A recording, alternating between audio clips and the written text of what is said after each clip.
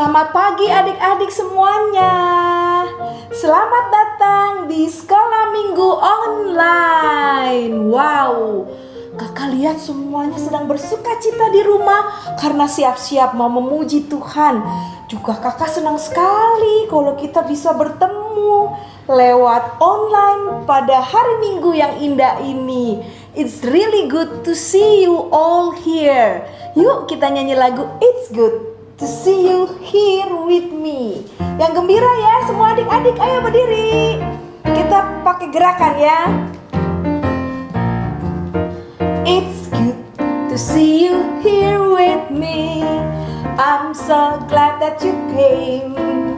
It's good to see you here with me. I'm so glad that you came. The Lord loves you. So do I. The Lord loves you. So do I. It's good to see you here with me. I'm so glad that you came. It's good to see you here with me. I'm so glad that you came. Adik-adik, belum semuanya bergerak nih kakak lihat. Yuk, semua bangkit berdiri dong. Papa mama yang di rumah bantuin ya. Ncus juga boleh kok bantuin suster ya. Yuk, kita bergembira ya. Nyanyi It's Good, bilang sama teman-temannya. Semua bisa nonton ya. Yuk, It's Good kakak. It's good to see you here with me. I'm so glad that you came. It's good to see you here with me. I'm so glad that you came. The Lord loves you. So do I. The Lord loves you. So do I. It's good to see you here with me. I'm so glad that you came. It's good to see you here with me. I'm so glad that you came. The Lord loves you. The Lord loves you. So do I. The Lord loves you. So do I. Yang cepat. It's good to see you here with me. I'm so glad that you came. It's good to see you here with me. I'm so glad that you came. Waduh, adik-adik seneng gak bisa ikut sekolah minggu online? Kan gak cuma belajar aja yang online ya, sekolah minggunya juga online. Dan ini pasti lebih fun karena kita nyanyi-nyanyi dan memuji Tuhan ya. Semua bersukacita, yuk kita nyanyi. Mari kita bersukaria. Semuanya bersukaria, gandengan sama teman-temannya. Mari kita bersukaria, karena ini hari bahagia. Kita berkumpul jadi satu. Puji Tuhan semesta itu. Haleluya, tepuk tangan wajah berseri. Hilangkanlah hati yang sedih. Bukankah Yesus berkata damai yang diberikan? Mari kita bersukaria sekali lagi. Mari kita bersukaria, karena ini hari bahagia. Kita berkumpul jadi satu. Puji Tuhan semesta itu. Haleluya, tepuk tangan wajah berseri. Hilangkanlah hati yang sedih. Bukankah Yesus berkata damai yang diberikan? Mari kita bersukaria. Pintar semuanya, yeay. Kita mau membuka sekolah minggu kita dengan doa. Kita nyanyi lagu Selamat Pagi Bapak, lalu di medley dengan Bapakku Datang Padamu ya.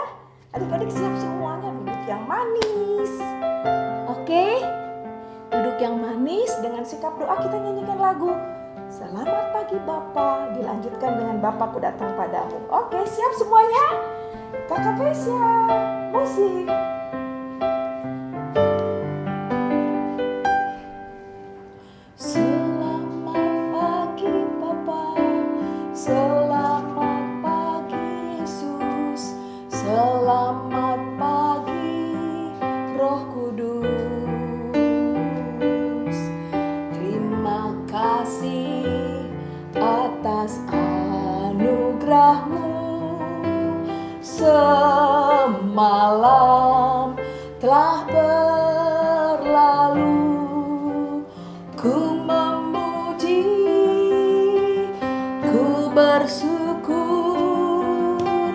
memuliakan namamu. Allah Bapa, Putra, Roh Kudus, terima kasih. Bapa, aku datang padamu. Bapa, ku datang padamu, naikkan ucapan syukur atas kasih anugerah-Mu yang indah setiap hari. Pagi hari, siang hari, sore dan malam hari, tak hentinya mengucap syukur atas kebaikan-Mu. Yuk adik-adik kita berdoa ya. Yang kecil-kecil boleh ikutin kata-kata kakak ya. Mari kita berdoa. Bapa di surga, kami mengucap syukur karena Tuhan baik buat kami. Dari pagi, siang, sore, sampai malam hari, Tuhan menyertai kami dan melindungi kami. Bahkan Tuhan sudah membangunkan kami pagi ini untuk bisa bersama-sama ibadah sekolah minggu online dengan teman-teman kami. Hari ini kami mungkin sedih karena gak bisa bersama-sama teman-teman, tetapi kami boleh tetap bersuka cita bahwa di tengah keterbatasan kami boleh tetap melaksanakan sekolah minggu online. Tuhan berkati supaya kami boleh fokus, boleh mendengarkan dengan baik, boleh bernyanyi, bersuka cita bersama, memuji, memuliakan nama Tuhan. Bahkan Tuhan, kami juga boleh mendengarkan firman Tuhan. Terima kasih Tuhan, di dalam nama Yesus kami berdoa. Amin. Adik-adik, kita mau menyanyikan lagu Give Me Oil in My Lamp. Ya, Keep Me Burning. Pakai gerakannya ya. Masih ingat gerakannya? Nggak ada yang lupa ya. Give me oil in my lamp, keep me burning. Oke, adik-adik semuanya, yuk bangkit berdiri lagi semuanya. Yang lihat.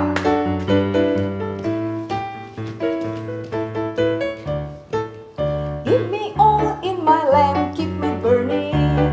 Give me oil in my lamp, I pray. Give me oil in my lamp, keep me burning. Keep me burning till the break of day. Ke kanan. Sing Hosanna, sing Hosanna, sing Hosanna to the King of Kings. Sing Hosanna, sing Hosanna, sing Hosanna to the King of Kings. Sekali lagi, musik terus dulu kan? Ya sekali lagi ya adik-adik ya. Kita nyanyikan give me oil in my lamp, keep me burning. Give me oil in my lamp, I pray. Give me oil in my lamp, keep me burning. Keep me burning till the break of day. Ke kiri. Sing Hosanna, sing Hosanna, sing Hosanna to the King of Kings. Sing Hosanna, sing Hosanna, sing Hosanna to the King of Kings. Bagus semuanya, mantep deh. Seneng ngelihatnya dari sini adik-adik masih bisa menyanyi memuji Tuhan. Oke? Baiklah, kita mau kasih tahu kalau tema kita hari ini adalah melayani Tuhan. Jadi dimanapun adik-adik berada, adik-adik harus melayani Tuhan ya. Ingat apa temanya adik-adik? Coba, bagus yang keras dong. Iya, tentang melayani Tuhan. Pintar, yeay. Pintar-pintar semuanya. Yuk, kita mau nyanyi lagu. Kita kerja sama-sama. Ajak dong mama papa supaya gerak pakai lagu kita kerja sama-sama gitu ya. Coba ibu mau lihat. Ibu gak mau gerak tapi ibu mau liatin semuanya di rumah pada gerak gak ya adik-adik ya. Yuk, kakak yuk. Gini ya adik-adik. Kita kerja sama-sama, sama-sama buat Tuhan. Kita kerja sama-sama, senanglah hati. Kerjamu, kerjaku, semuanya buat Tuhan. Kita kerja sama-sama, senanglah hati. Ayo adik-adik sendiri. Ya sama-sama, sama-sama bagus buat Tuhan. Kita kerja sama-sama, senang, bagus sekali. Kerjamu, kerjamu, kerjaku, semuanya buat Tuhan. Kita kerja sama-sama, senanglah. Dilambatin dong. Kita kerja sama-sama, sama-sama buat Tuhan. Kita kerja sama-sama. Cepetan, senanglah hati. Kerjamu, kerjaku, semuanya buat Tuhan. Lambat. Kita kerja sama-sama, senanglah hati. Bagus. Nah, adik-adik sudah siapkan Alkitab semuanya? Ya, sudah? Iya, lalu juga jangan lupa kita mau kasih persembahan.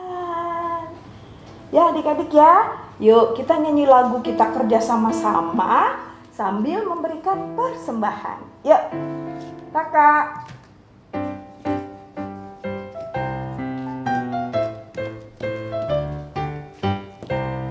Kita kerja sama-sama, sama-sama buat Tuhan. Kita kerja sama-sama, senanglah hati. Kerjamu, kerjaku, semuanya buat Tuhan. Kita kerja sama-sama, senanglah hati. Semuanya senang hatinya? Iya, udah siap mau dengarkan firman Tuhan. Sebelum mendengarkan firman Tuhan, kita mau nyanyi lagu Firman Tuhan ku dengar. Ya adik-adik tahu semua ya. Yuk kakak Vesya.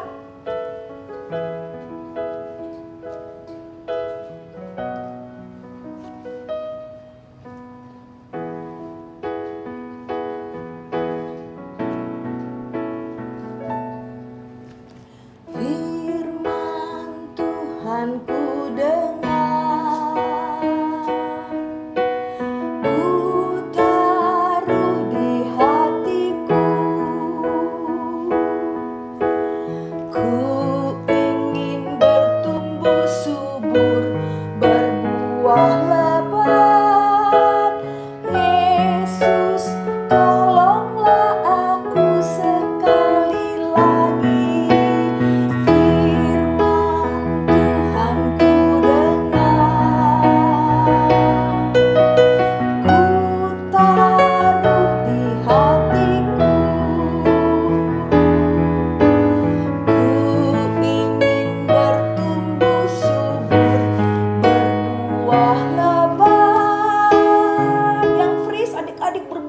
Bayangkan adik-adik dengarkan firman Tuhan dan membuahkan buah yang lebat sekali.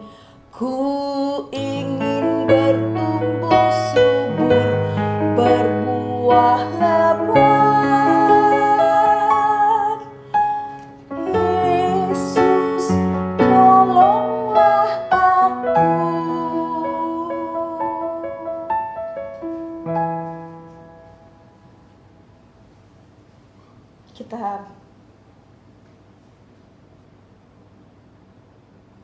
Kita berdoa untuk persembahan.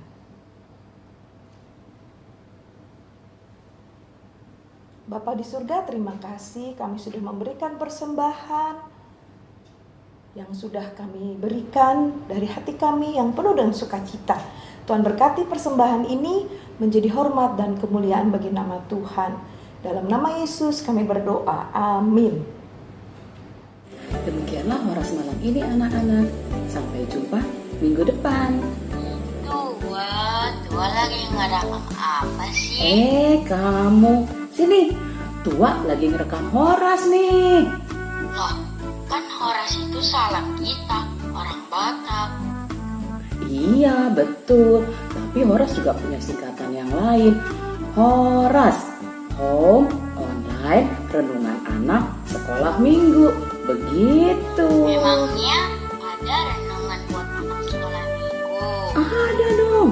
Setiap hari Rabu jam 7 malam. Wah, kalau kayak gitu, aku juga mau dengar Horas nanti ya. Wah, bagus sekali itu. Jangan lupa ya. Nah, adik-adik juga jangan lupa ikuti Horas setiap hari Rabu jam 7. Setelahnya juga boleh ya. Horas.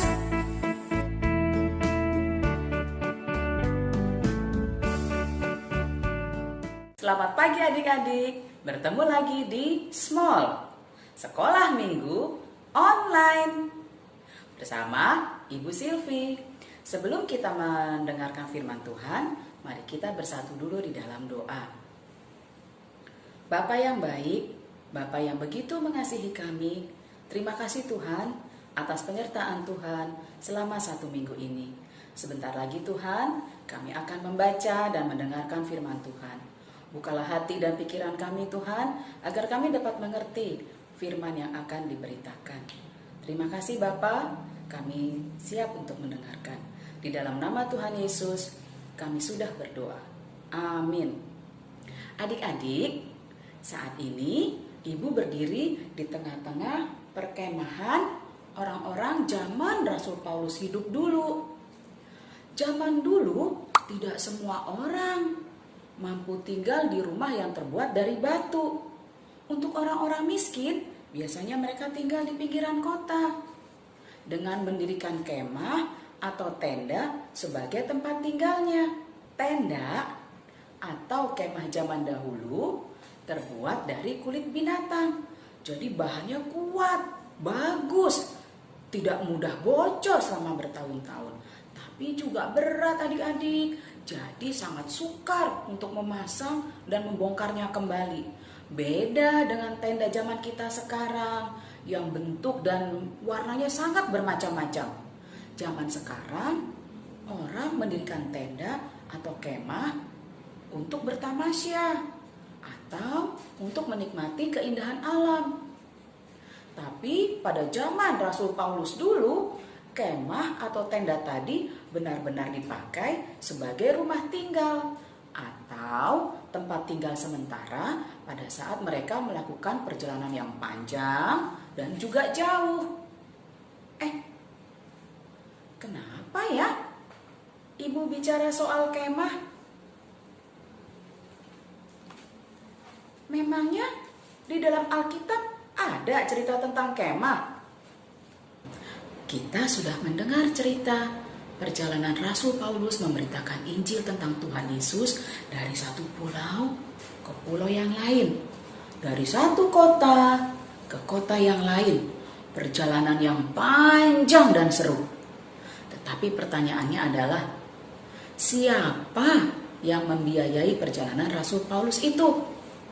Coba kita bayangkan sama-sama. Memangnya pada saat Rasul Paulus naik kapal, Rasul Paulus tidak harus beli tiket? Atau selama melakukan perjalanan, Rasul Paulus tidak perlu makan? Atau bila malam tiba dan Rasul Paulus harus menginap di penginapan, memangnya bisa nginep dengan gratis? Lalu dari mana dong Rasul Paulus memperoleh uang untuk membiayai itu semua? Dari membuat, memperbaiki, dan menjual tenda. Iya adik-adik, ternyata Rasul Paulus adalah seorang pembuat tenda yang handal. Ia mahir memperbaiki dan membuat tenda. Jadi dari situlah Rasul Paulus memperoleh uang untuk membiayai perjalanan Injilnya. Minggu yang lalu Rasul Paulus sudah tiba di Athena. Setelah menyelesaikan pekerjaannya memberitakan Injil Tuhan Yesus di Athena, Rasul Paulus melanjutkan perjalanannya menuju kota Korintus. Apa ya yang terjadi di kota Korintus? Mau tahu? Mau tahu? Ayo kita saksikan bersama-sama. Kota Korintus adalah kota yang lama berdiri. Korintus menjadi kota penting karena lokasinya yang strategis. Karena kota ini menjadi titik temu dari berbagai kota. Semua lalu lintas darat untuk perdagangan ke arah utara dan selatan harus melewati kota ini. Korintus menjadi kota persinggahan. Rasul Paulus sudah sampai di Korintus. Di sana, ia berjumpa dengan seorang Yahudi yang bernama Aquila dan istrinya yang bernama Priscilla. Ternyata mereka mempunyai profesi yang sama dengan Paulus, yaitu menjual dan membuat tenda atau kemah. Karena satu profesi, mereka menjadi cepat akrab. Paulus pun tinggal bersama-sama dengan mereka. Setiap hari Sabat, Paulus datang ke rumah-rumah ibadah. Ia mengajar dan meyakinkan orang-orang Yahudi dan Yunani untuk percaya kepada Tuhan Yesus.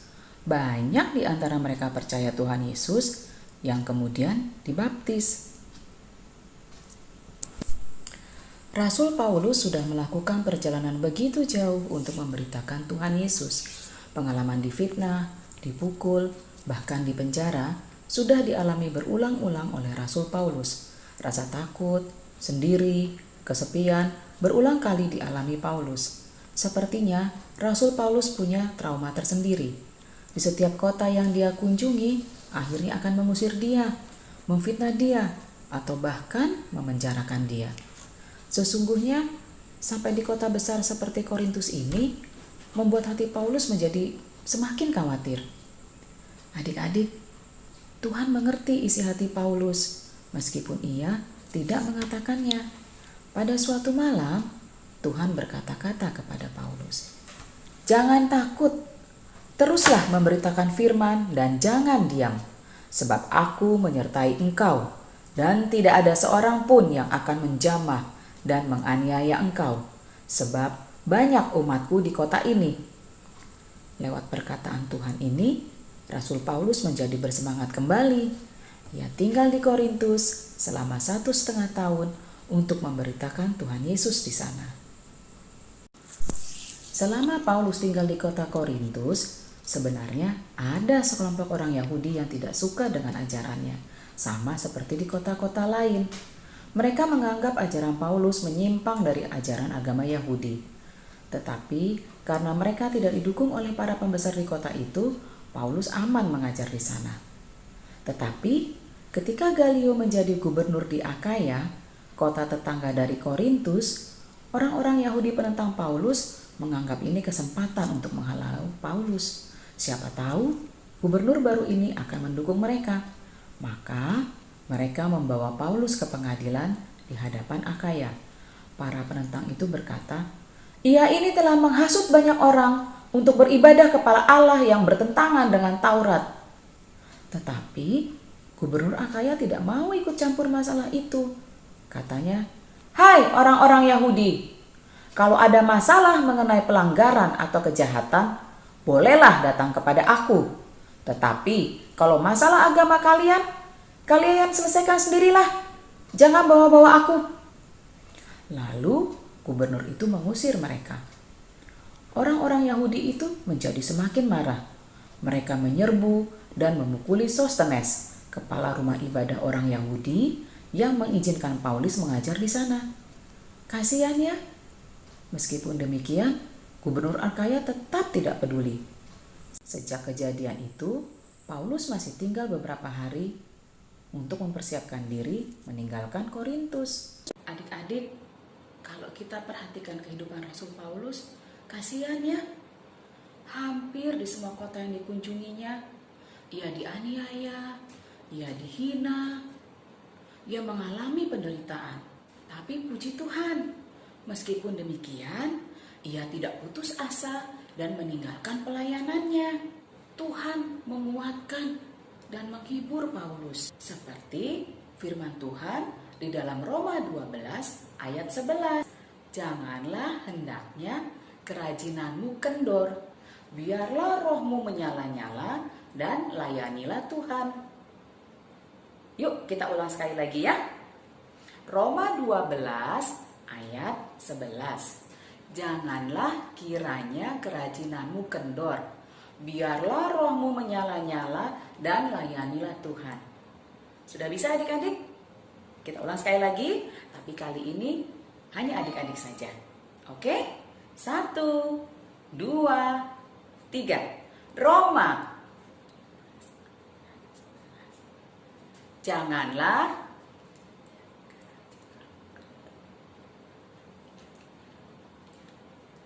dan pintar sekali, luar biasa.